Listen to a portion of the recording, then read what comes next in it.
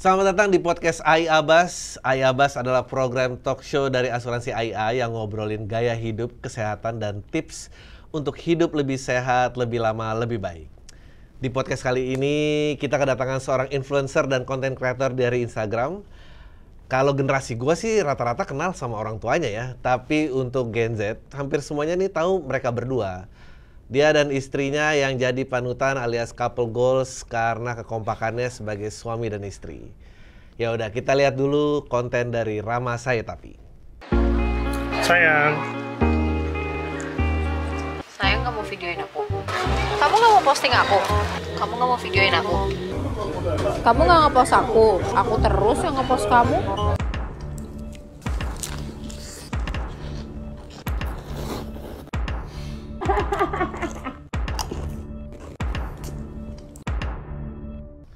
Ram, selamat datang di AI Abbas. Thank you. Gimana kabarnya? Baik, alhamdulillah. Gue kan kebetulan dari generasi yang lebih familiar sama orang tuanya nih. Jadi boleh nggak diperkenalkan dulu Rama Saya Tapi itu siapa? Gitu? Iya. Gua, buat yang belum tahu nih, gua Rama Saya Tapi. Gua anak kedua dari 4 bersaudara. Bokap gua pemain aktor zaman dulu lah. Nyokap gua juga penyanyi zaman dulu, artis zaman dulu. Oke. Berarti lu orang zaman dulu ya? Iya, nggak masih sampai sekarang. Di otak gue masih sampai zaman sekarang. Terus kakak gua almarhumah Giska, seorang yang tuli. Adik gua juga tuli, Surya Putra Saya Tapi, dan gue punya adik paling kecil, dia namanya Raya, Muhammad Raya. Jadi ya, terus habis itu kalau cerita background gua dulu, gua anaknya bandel. SMP hampir nggak naik kelas, terus habis itu SMA gue sempet di Pangudi Luhur, terus dipindahin gara-gara nggak naik, terus gue kuliah di UI ngambil hukum, S2 gue juga UI ngambil notariat, terus gue sempet kerja di law firm jadi karyawan, terus habis itu ikut-ikut istri bikin konten, sampai sekarang nih bikin konten terus dari pandemi, gitu. Lu tadi ceritain sekilas gitu, kayaknya pretty normal childhood ya gitu. Mulai sadar kayak orang tua gue profesinya beda deh dari orang tua lain gitu. Itu kapan? Karena gue emang lahir kondisinya kayak gitu, gue nggak pernah ngerasa ada beda sih sebenarnya. Cuman ada saat dimana kayak orang-orang lain tuh pas kalau tahu lu anaknya Dewio sama Reza Tapi ya, wah heboh langsung. Wah, gue nonton waktu ini bla bla bla bla bla kayak gitu. Tapi itu kan sih ngerasa bedanya di situ. Nama Saya Tapi kan kayaknya nggak ada yang lain selain bokap ya? Sebenarnya banyak sih, cuman karena waktu itu zaman dulu, zaman kita nih, bokap tuh lagi terkenal banget gara-gara jadi aktor di situ. Habis itu nyokap juga lagi sering nyanyi, sibuk banget nyanyi, terus mungkin itu karena itu kali. Orang jadi kalau ada nama Saya Tapi tuh refernya pasti ke bokap. Bahkan sampai gua kuliah itu pernah ada satu momen di mana dosen gua pas lagi absen nih, Rama Putra Saya Tapi, kamu ada hubungan darah sama Reza Saya Tapi atau numpang tenar? Iya. Digituin gue, habis itu gue numpang tenar bu, terus temen-temen gue pada ketawa gara-gara tahu kan. Kalau lu sendiri tadi lu bilang karena dibesarkan dengan keadaan kayak gitu, gitu tuh apa ya maksudnya? Apakah kalau jadi anak artis tuh sama gitu? Apa dia punya privilege lain?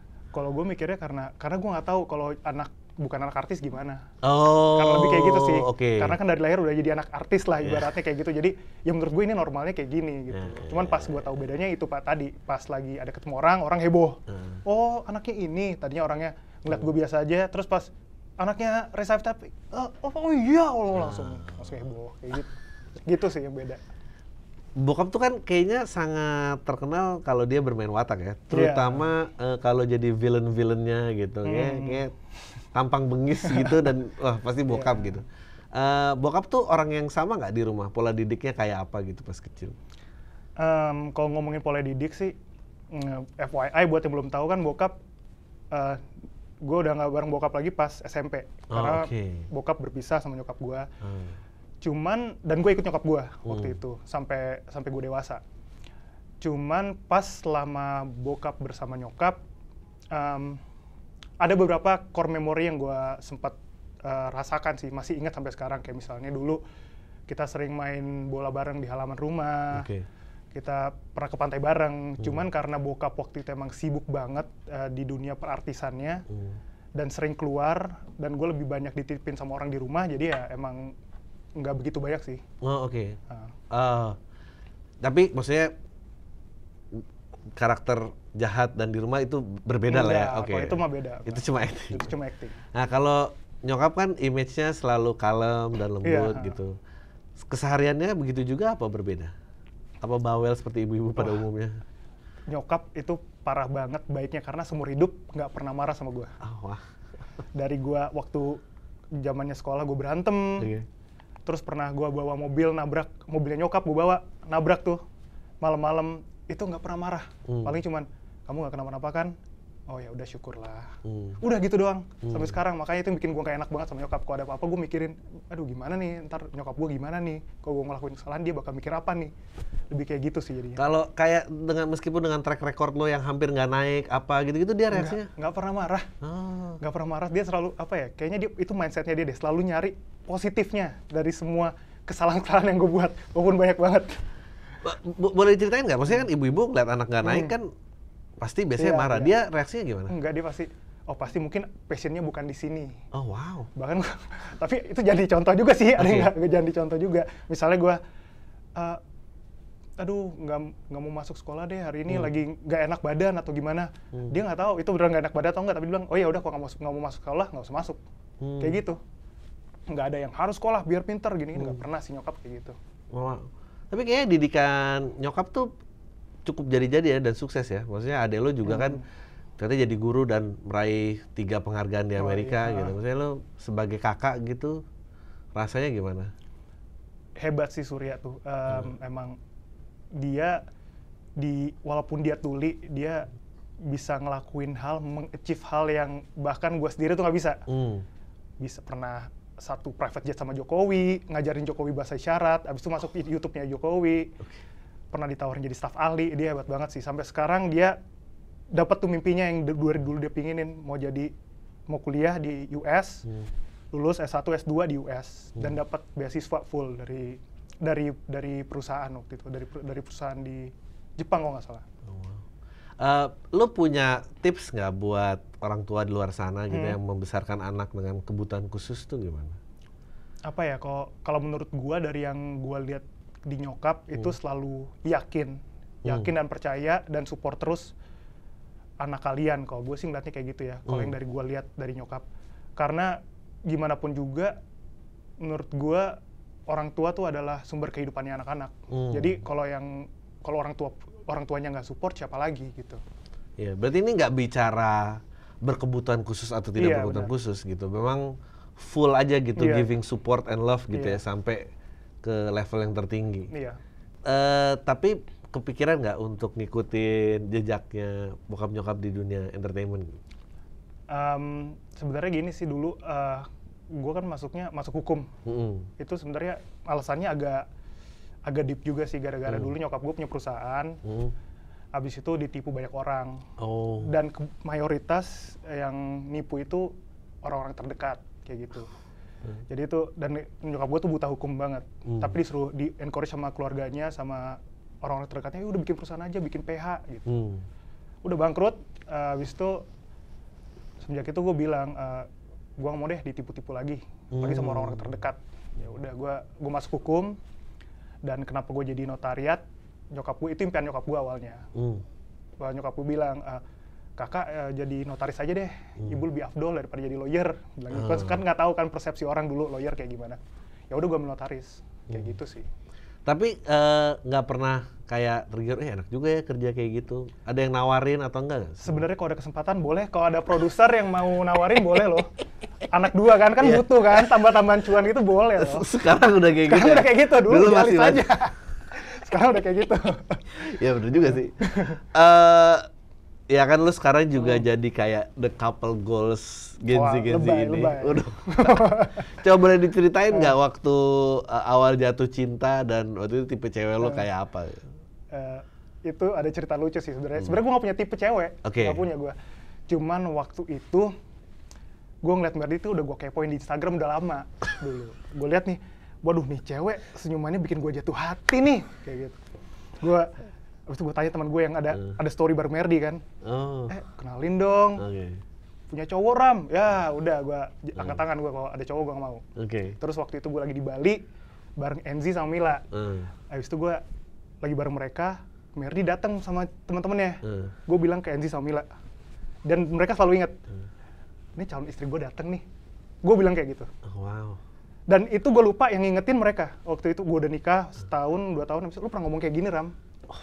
Itu gue bilang kayak gitu, ini calon istri gue datang. Gue nggak tahu waktu itu, kayaknya dia masih punya cowok waktu itu. Kayak power of manifestation nih benar-benar. Bener tuh. Itu gue yakin banget. Habis itu gue kenalan proper, kenal Rama, ini. Habis itu Mila bilang, Ram, udah putus Ram. Nah, lagu langsung set, nikah deh. Udah gitu aja? Udah gitu. Jadi lu panjang yakin sebenernya. nikah nih, nggak tahu apa, tapi udah tahu adik kayak calon istri gue gitu? Gue waktu itu, gue nggak tahu kenapa, tapi gue mikirnya kayak gitu waktu itu. Gue kayak, wah, calon istri gue nih, gue kayak gitu. Ada apanya? Nggak tahu, gue nggak tahu tiba-tiba kayak apa yang kata orang cinta pada pandangan pertama kali gitu ya.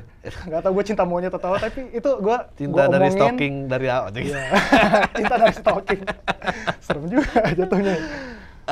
Terus udah married, Married. pacaran berapa lama? Pacaran hampir setahun. Hampir setahun. Jadi pacaran nih langsung intensinya mau ngawinin dong kalau udah serius. Gue dari awal sampai hari gue bilang, aku nggak nyari pacar, aku nyari. Iya. Dia bilang kayak gitu. Malah semua cewek digituin. Enggak lah, ini serius. Habis itu Merdinya juga, aku juga udah serius ya. Udah coba ya. Kita planningin. Gitu. Aku udah capek patah hati. Kalau emang nggak buang-buang waktu aja gue. Iya udah itu pasti keluar tuh. Pasti dari cewek keluar tuh. Oh aku buang waktu nggak mau ah. Gitu. Kemarin ngomongnya udah jauh tapi ya gitu-gitu. Janji-janji doang. Married umur berapa? Married umur 28. 28. Merdi waktu itu? Merdi 3 atau 26? 26. 25, 26. Sekarang kan lagi banyak nih kayak pertanyaan-pertanyaan sebetulnya anxiety orang-orang gitu kayak mau nikah tuh kayak perlu nabung nggak sih gitu? Apa nikah dulu baru nabung lagi atau gimana menurut lo? Kalau menurut gue ya kalau yang aman sih kata orang-orang emang nabung dulu, persiapan dulu, harus siap mental, finansial sebelum nikah. Cuman jujur aja kalau gue dulu sama Merdi itu gue nikah dari nol. Karena gue nikah sama Merdi, gue bilang ke Merdi, kalau gue dapat kerjaan abis S2 nih, gue dapat kerjaan nih, gue mau nikahin lu. Gue bilang kayak gitu. Oh gitu. Dan itu benar-benar dari nol. Dan Merdi orangnya dia udah kerja dari umur 16 tahun. Wow. Nah di situ tuh beda banget. Beda banget kan. Nyatuinnya gimana nih secara finansial? Pas itu Merdi setuju, habis itu kita diskusi di situ. Kita omongin gimana nih ke depannya, harus gimana, finansialnya harus gimana, planningannya gimana, visi misinya harus kayak gimana. Dari situ sih. Itu kira-kira sesuatu yang akan lu sarankan buat orang lain nggak? Kalau gue sih saraninnya nabung dulu sih. Harus persiapan dulu, karena pasti seenggaknya kalau lu nabung dulu, lu punya persiapan finansial dan lain sebagainya, itu pasti lebih siap lah ya. Cuman kalau namanya pernikahan pasti kebanyakan nggak ada kata siap sih. Pasti orang maunya dulu pasti kurang, mau nabung ini kurang, mau nabung ini kurang. Cuman at least ada preparation, ada planning. Gue penasaran. Ini sebelum kita ajak istrinya nih sama lu dulu. Oke. Lu sebagai cowok gitu nggak kayak, aduh gue belum bawa, I don't bring anything to the table lagi gitu, kayak apa cuek aja? Gue awalnya kayak gitu. Awalnya kayak gitu. Gimana nih? Cuman abis gue ngobrol sama Merdi, kalau kita duitnya mau ke mana ini, finansial kita mau kayak gimana ke depan. Selama kita punya visi misi yang sama, semua selama oke, gue tahu ntar kita bakal kayak gini, proyeksinya kayak gimana. Itu dia setuju, gue setuju. Walaupun pas udah menikahnya itu emang pasti struggling banget sih. Cuman alhamdulillah berjalan.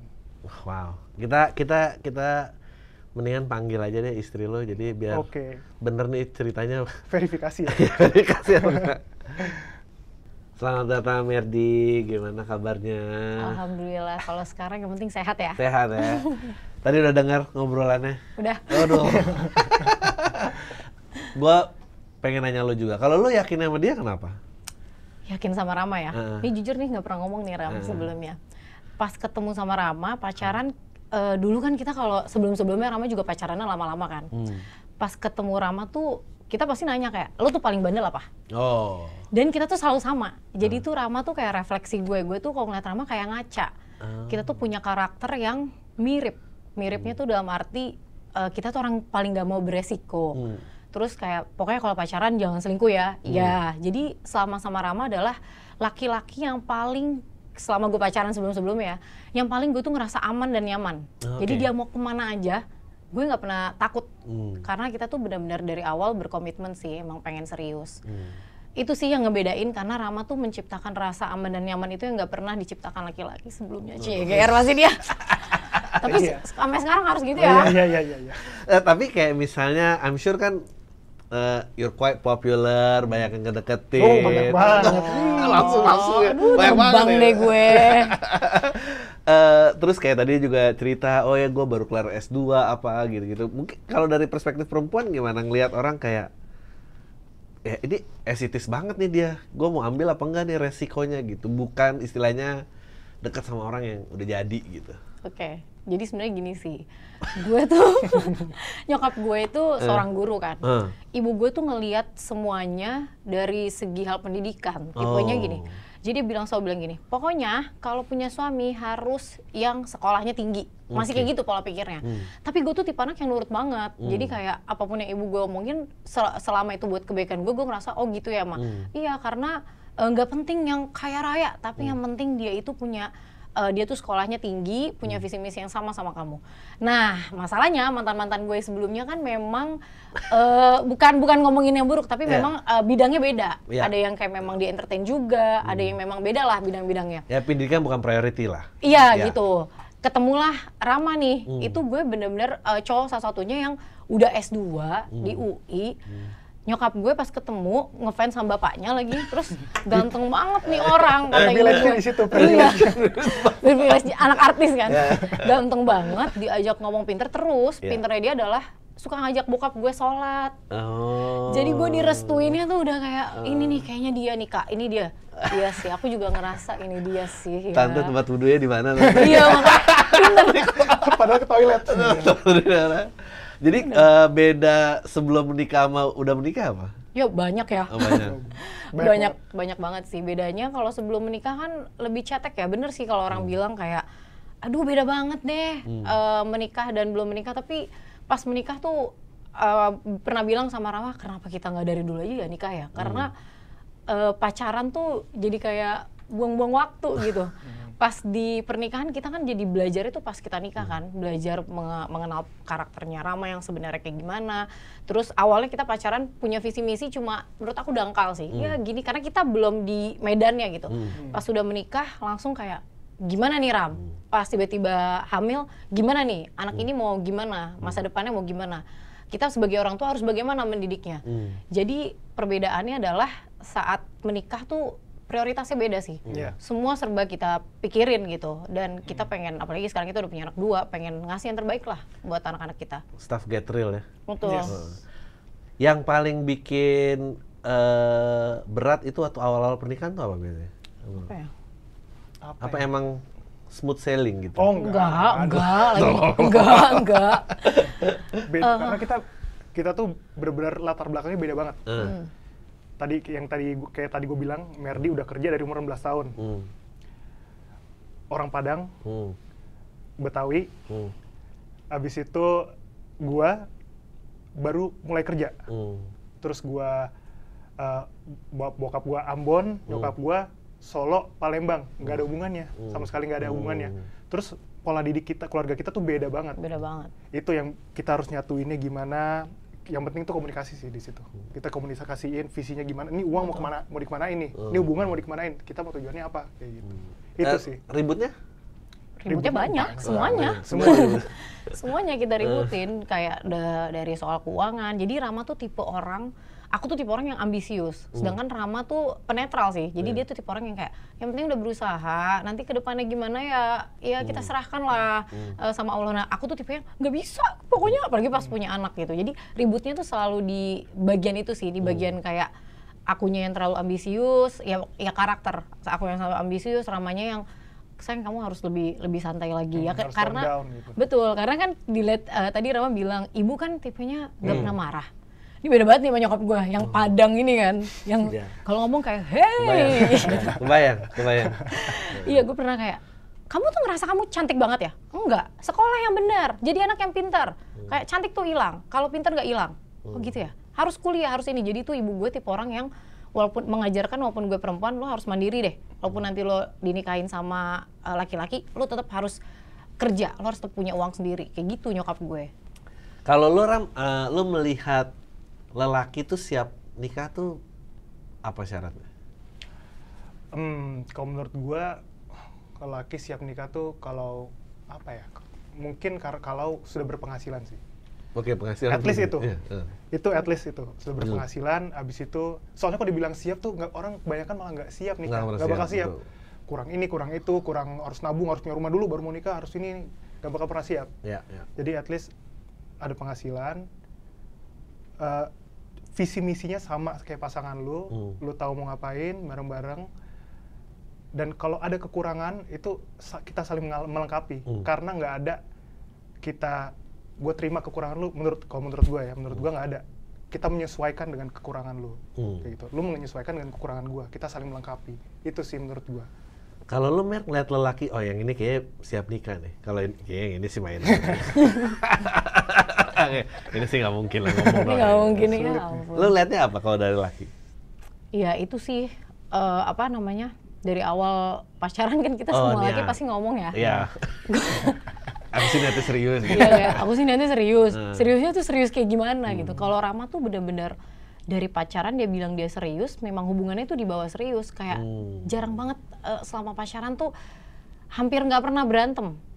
Jadi tuh semuanya kita selesaikan, bener-bener Rama tuh dewasa banget sih. Gue ngerasa kayak, wah ini laki-laki dewasa banget nih. Ini gue nggak bisa nih kalau nikah selain sama orang lain nih selain dia gitu. Dia menunjukkan bahwa kayak action gitu. Bener-bener kayak gue cari kerja, abis gue dapet kerja gue langsung lamar loh. Bener gak sih Ram? Gitu kan? Ternyata bener. Langsung pas dia keterima kerja, langsung ke nyokap bokap gue, langsung bilang saya mau nikah. Itu gue lumayan kayak, wah ini orang megang omongan sih. Konsisten dengan perkataannya, jadi perbuatan dan perkataan tuh selaras. Iya, gitu. Selaras bener. Actionnya, omongannya tuh semua selaras. Gitu kalau lucu banget tuh. Kalau lu ngelihat perempuan siap nikah tuh apa? Kalau gue ya, siap menikah. Kalau perempuan, misalnya lu buat yang lain gitu, kan perempuan paling sering, lebih dulu malah bahkan kan rasanya kayak, ya gue udah gak mau pacaran lagi, biasanya kayak gitu. Tapi yang membuat dia siap tuh apa? Sebenarnya ini jujur ya, gue tuh tipe perempuan yang tadinya tuh mau nikahnya umurnya nanti-nanti aja. Karena gue ngerasa, gue tuh pengen beli rumah sendiri dulu, ada goal-goalnya lah gitu. Tapi terkadang perempuan tuh mau nikah tuh peer pressure, tau gak sih, dari temen-temennya. Kayak kalau udah mulai jadi bridesmaid kayak countdown mulai nih kayak dia udah mulai gitu kan. Ya kan kayak aduh 27 udah. Nah, tapi kalau gue tuh lumayan gak ngaruh tuh peer pressure itu tuh lumayan gak ngaruh di gue. Jadi karena ketemu Rama dan Rama umurnya udah mateng dan waktu itu umur gue salah saya ngaku nikah tuh umur 24. Dia bilang 26 kan tadi? 25, 26, 25. 24 sayang. 24 ya? 24. Berarti aku 27 dong? 28. 28 bener ya? 28 bener. Gimana sih? Beda 3 tahun, 91, 94. Iya bener, iya. Waktu itu ngerasa karena udah capek pacaran pertama. Kedua Rama tuh adalah orang yang benar-benar gue cari sih untuk membangun rumah tangga. Insya Allah ya sayang ya, bismillah ya. Ini adalah bukti loh sayang kita podcast ini. Berarti mulai ada rasa capek apa gitu tuh berarti perempuan udah mulai mau merasa siap menikah gitu? Iya, pengen membangun rumah tangga sih. Karena gue pengen punya anak kan. Gue tuh tipe, bukan gini ya, bukan menikah karena pengen punya anak. Tapi gue tuh memang cita-cita gue, walaupun gue ambisius, gue tuh bilang sama Rama, aku tuh cita-cita nanti kalau udah kekumpul semua tujuan kita, pengen jadi ibu rumah tangga dan punya anak gitu. Itu kan cita-cita boleh ya. Terus Rama kayak, ya udah gue siap deh jadi bapak rumah tangga juga, gitu kata dia. Terus yang kerja siapa Rama? Kalau lu ngeliat perempuan gimana? Oh ini kayak perempuan ini nih siap diajak nikah gitu. Kalau gue dari omongan dan perbuatannya tuh sinkron. Oh oke, berarti sama mirip-mirip. Kalau misalnya dia udah, oke, aku mau nikah, oke, ya udah perbuatannya kayak gimana? Apakah mengindikasikan dia emang siap mau nikah? Apakah dia masih ngebandel-bandel atau gimana? Dari situ sih. Bukan kelihatan. Ya. Bandel gak aku? Enggak bandel. Aman. Kayaknya angkat gelas tinggi terus nih kayaknya. Belum bisa nih gitu. Kalau kata orang lama katanya nikah nanti ada rezekinya lagi, itu bener nggak? Kalian ngalamin nggak? Kalau menurut gue pribadi ya, bener, nikah Bener. tuh makin nikah Betul. tuh bikin lu makin banyak rezeki.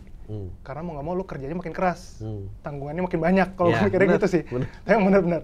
Dan anehnya tapi kenapa gue nggak tahu nikah itu bikin rezeki muncul dari Tempat-tempat yang nggak kesempatan. terduga. Iya. Ya. Kayak tiba-tiba gue dari hukum jadi content creator. Ya. Habis itu ada di sini, Ya. nggak ada yang tahu. Kayak gitu. I agree. Gue percaya ternyata maju tuh bawa beban bukan taruh beban. Iya. Nah, kalau lu cuma bawa beban diri sendiri, lu ngeliat segala sesuatu tuh skeptis, Iya. nggak jadi opportunity kayak Betul. sekarang. Benar, setuju. Ah, oke lah jadi content creator kenapa nggak gitu? Ya kita kan semua tahu ya content creator tuh kalau lagi dapet dia bisa gede banget. Iya. Nah lu nih sebagai lelaki dan suami gitu ya, kepala rumah tangga, masalah nggak kalau penghasilan istri lebih besar? Atau lu malah, wah enak nih saya, santai.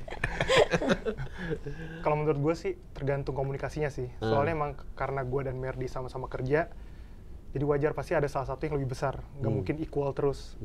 Nah di situ cuman karena kita dari awal emang udah mindsetnya tuh, Merdi juga udah kerja dari 16 tahun dan gue baru kerja, kita mindsetnya emang kalau udah satu keluarga penghasilannya satu. Tapi ya yang pasti suaminya juga harus kerja keras. Jangan jadi malah males udah ini jangan kayak gitu juga. Jadi yang penting komunikasinya, kita mau ke depan gimana, emang segini kita harus hitung-hitung karena rezeki kan kita bisa dari mana aja kalau dalam keluarga. Ada juga yang rezekinya dari anak, ada yang dari kakak, dari adik kan nggak ada yang tahu. Kayak gitu sih. Yang penting komunikasinya sih menurut gua. Terus peranannya Merdi gitu di elu gitu dalam mencari nafkah itu bagaimana? Kebetulan Pengaruhnya gimana? dulu tuh pas pandemi, itu kan dunia lagi agak kacau balau kan. Gue lagi WFH, waktu itu gue udah kerja di law firm, gue WFH. Terus Merdi punya ide tuh. Sayang aku mau bikin video-video fashion Waktu itu belum ada Reels tuh di Instagram. Oke. Aku mau bikin video fashion. Oh ya udah, karena aku lagi WFH, yuk aku cari di YouTube cara ngedit video gimana. Waktu itu gue buta banget tuh video editing dan lain-lain. Abis itu udah gue belajar, kita bikin video-video. Lo yang edit nih? Gue yang edit. Oh, wow. Gue yang edit. Yang ngerekamin. Gue yang ngerekamin. Abis itu kita bikin video berdua. Terus booming tuh. Ada Reels. Endorse pada masuk pas di Reels. Wah itu, oke banget nih. Sayang kamu juga buat deh, kata dia gitu. Ya udah deh, buat. Nah gue yang lawak-lawak gitu kan. Family lawak gue buat. Wah oke juga nih, abis itu keterusan sampai sekarang. Terus dia tiap gue bikin kan gue sambil kerja juga, gue sambil jadi karyawan. Kalau ide-ide kreatif itu banyak dari Merdi. Coba kamu bikin kayak gini, coba kamu bikin kayak gini. Itu banyak banget dari Merdi. Itu yang dia dorong gue terus buat, ayo kita harus berjuang bareng, bersama bareng, kita berkembang bareng. Wow. Kayak gitu sih. Tapi itu kan mudahnya ya.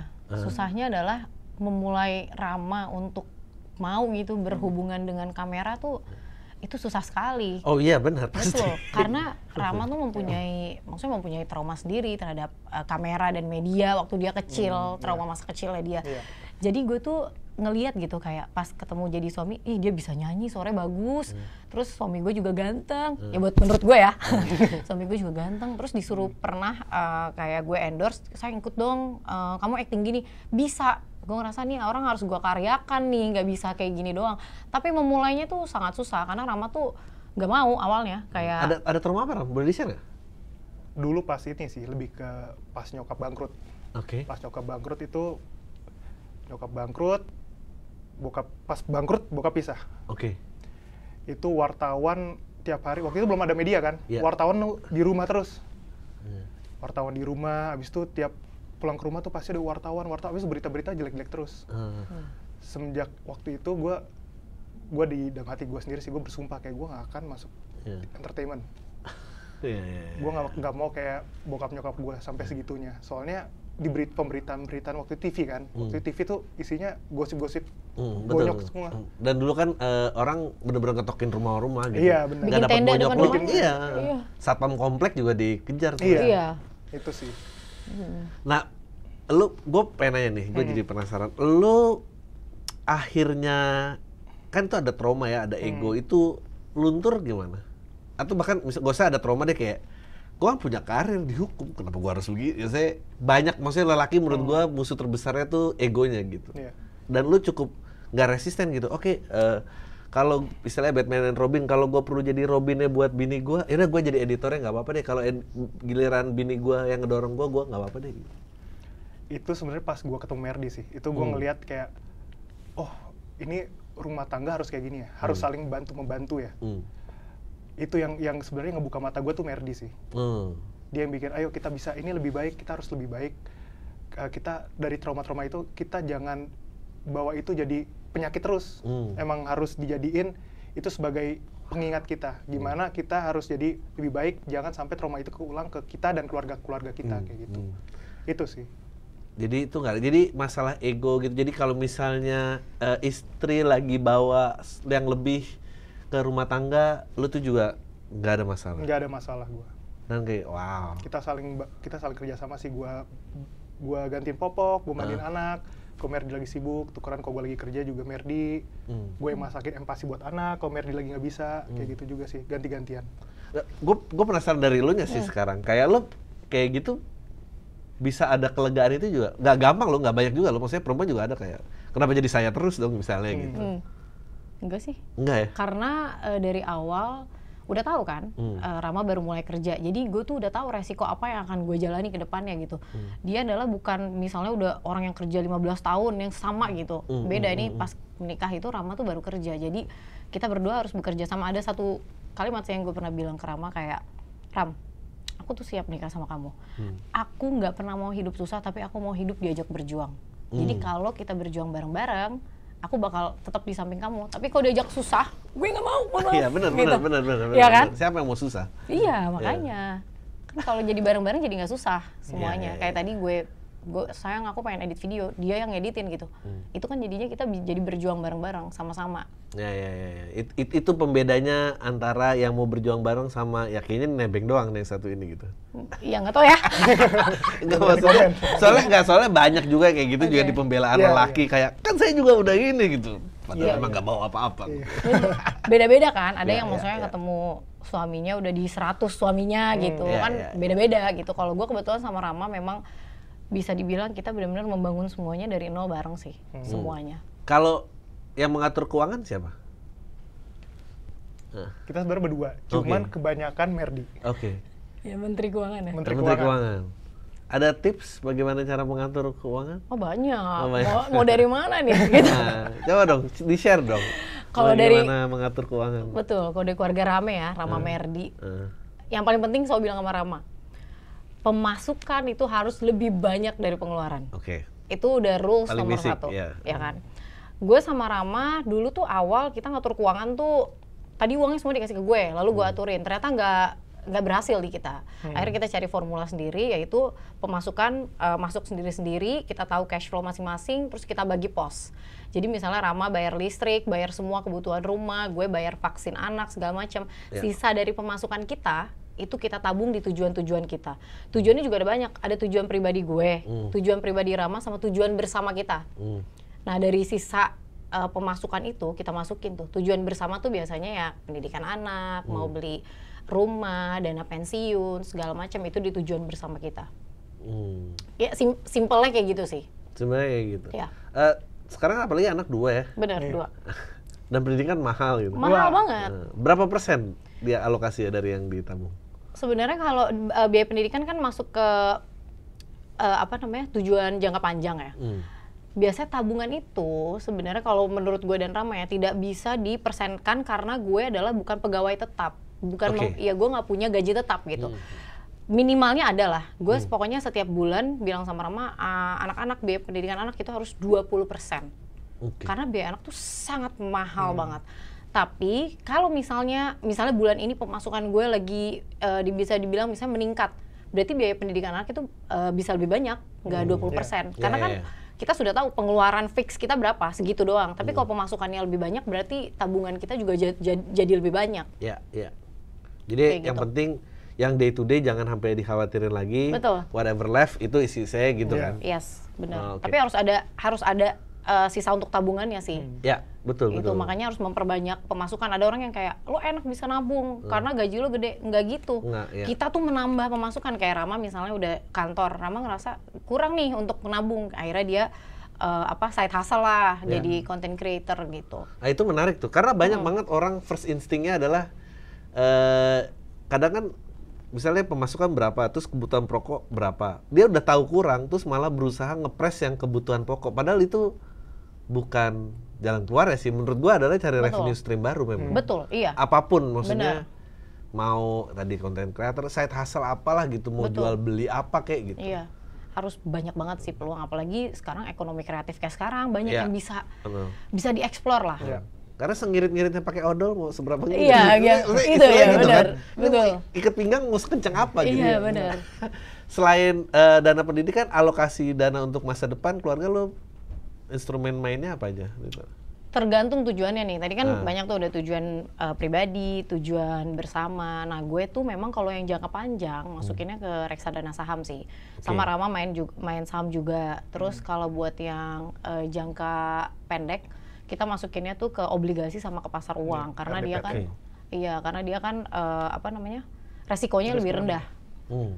Jadi lo Kayak trading gitu juga? Tapi nggak trading gue, investasi. Oh, kita investasi, kita Main-main, nggak oke. trading. Iya, terus yang paling penting nih sebenarnya ini sih yang kesalahan gue sama Rama, kita karena terlalu serius gitu mengatur keuangan sampai lupa. Sebenarnya paling awal tuh paling penting ketika udah berkeluarga punya anak tuh punya asuransi jiwa. Iya. Ya nggak sih Ram? Kita agak telat tapi menurut gue ya nggak apa-apa. Yang penting sadar nih sekarang gitu, penting banget asuransi jiwa tuh. Iya. Tuh. Benar. Agresif, muda, wah masa depan kayak impian, liburan, kejar Betul. tiba-tiba, oh, nggak ada yang lindungin kita nih gitu. Betul itu sih. Lu ngelihatnya kalau dari pengalaman lu beda reksadana, deposito, emas itu gimana? Bedanya ya itu sih berdasarkan jangka Tujuannya. tujuannya, Tujuannya, benar-benar. oke. Tapi gue tuh nggak pakai deposito sih. Oh, nggak pakai. Sebenarnya dulu sebelum melek investasi, mak gue orang Padang kan, dia kayak dan nggak ngerti juga gitu. Gue deposito sampai menikah sama Rama tuh gue taruh uang di deposito. Gue tuh tipe orang yang nggak percaya uang tuh harus kemana ya, harus gue tahu gitu arah uang ini tuh kemana. Dan sempat nggak mau tuh berinvestasi karena takut turun, takut naik, takut turun, takut naik kan gue resikonya rendah banget. Nah akhirnya kita belajar juga pas menikah ya perbedaannya itu berdasarkan tujuan. Kalau kayak pendidikan anak gue jangka panjang ya itu masukinnya ke reksadana saham.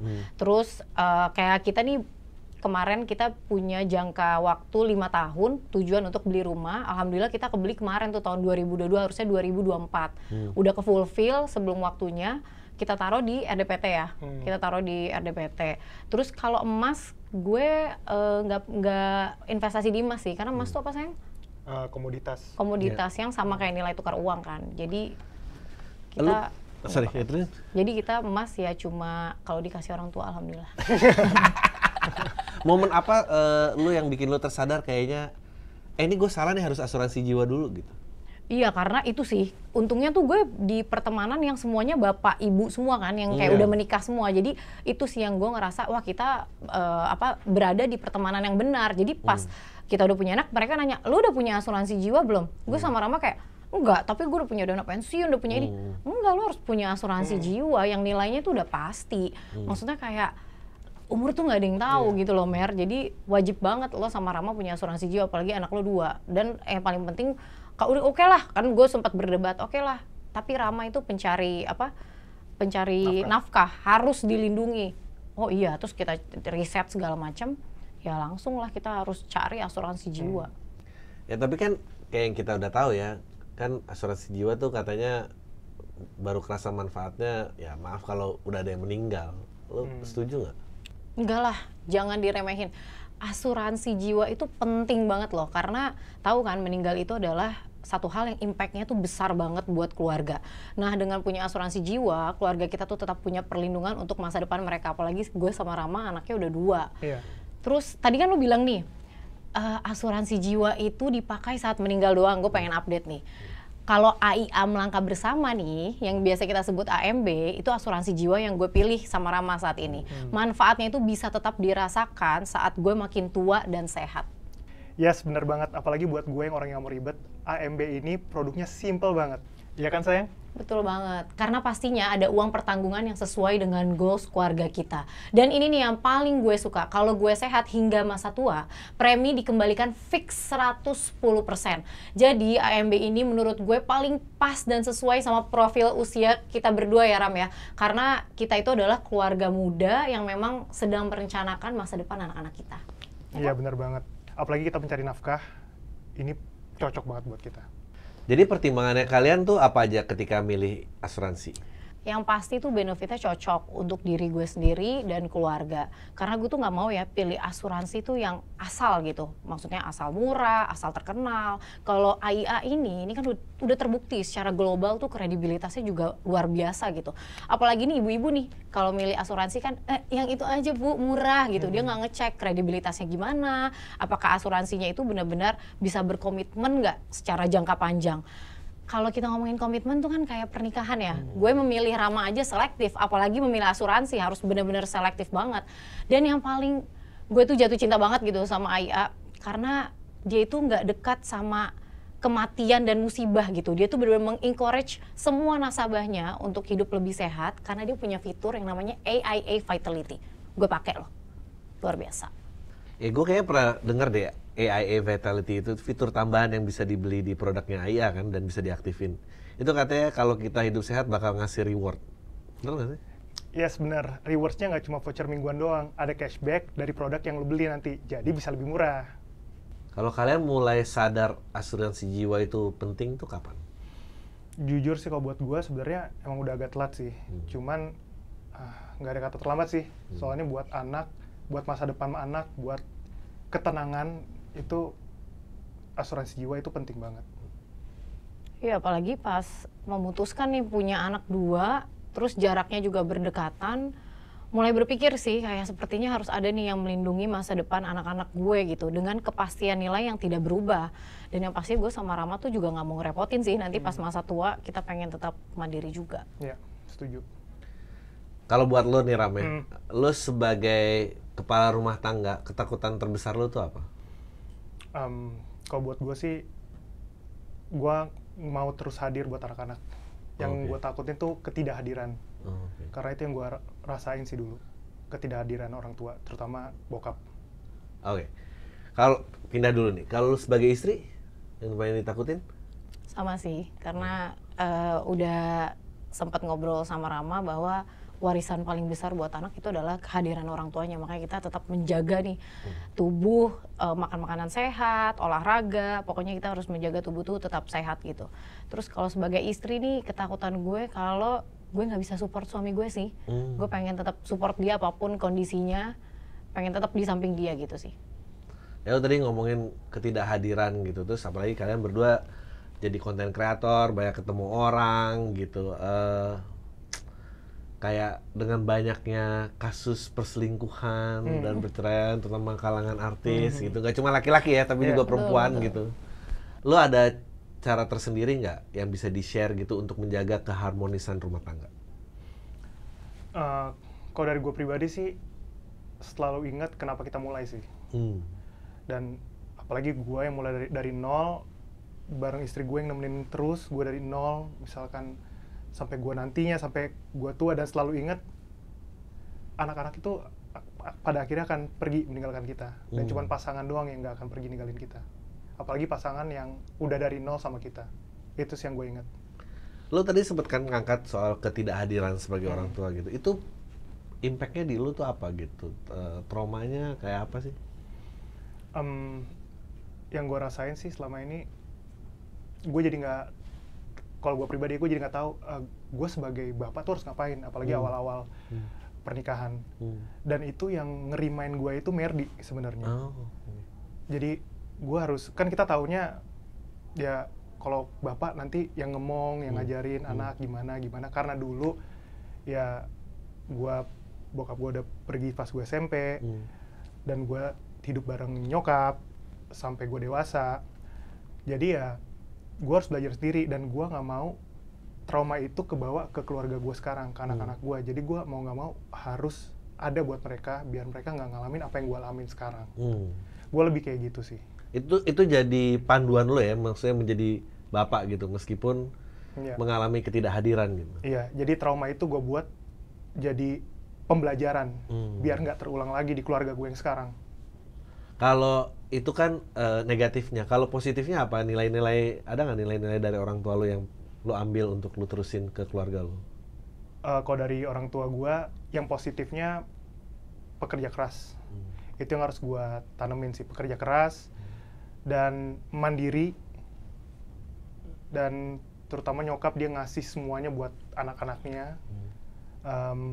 Walaupun di waktu itu lagi keadaan lagi jatuh banget, tapi dia berusaha, anak-anaknya tuh nggak tahu apa yang dia rasain.